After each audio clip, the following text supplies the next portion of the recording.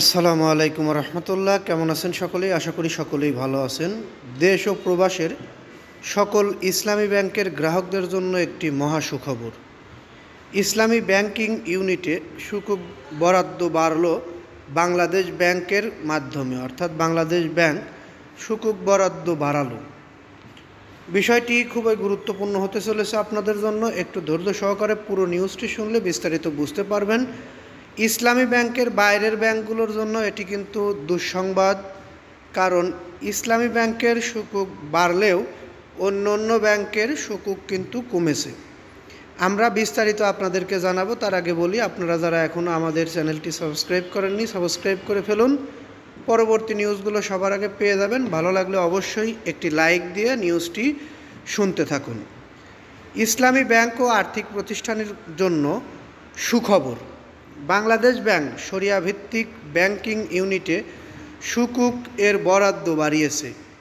এখন থেকে মোট সুকুকের ৮০% এই ইউনিটগুলো পাবে, যা আগে ছিল ৭০%, অর্থাৎ ১০% বাড়ানো হয়েছে।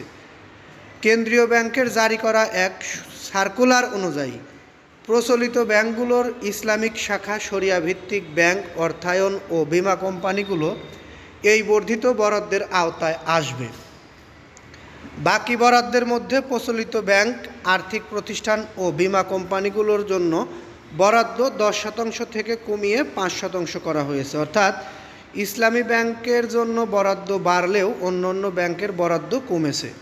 অন্যদিকে স্বতন্ত্র বিনিয়োগকারী provident fund, gratuity fund, mutual fund এবং অন্যান্য প্রতিষ্ঠানের জন্য বরাদ্দ ২০% থেকে কমিয়ে ১৫% করা হয়েছে। সুকুক হল শরিয়াসম্মত আর্থিক সনদ, যা ইসলামিক বন্ড হিসেবে পরিচিত।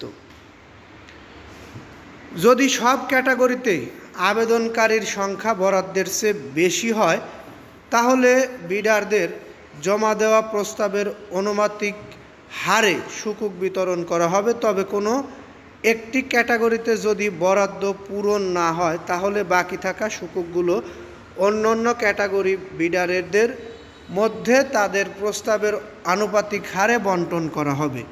এক্ষেত্রে উচ্চ বিডারকারীদের অগ্রাধিকার দেওয়া হবে। আপনারা বুঝতে পেরেছেন অবশ্যই।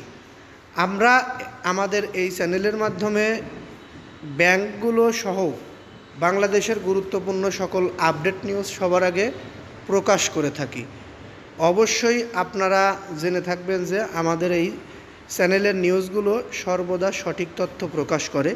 যদি ভালো লাগে অবশ্যই চ্যানেলটি সাবস্ক্রাইব করে বেল বাটন অন করে রাখবেন। লাইক, কমেন্ট, শেয়ার দিয়ে আমাদের পাশে থাকবেন বলে আশা করব।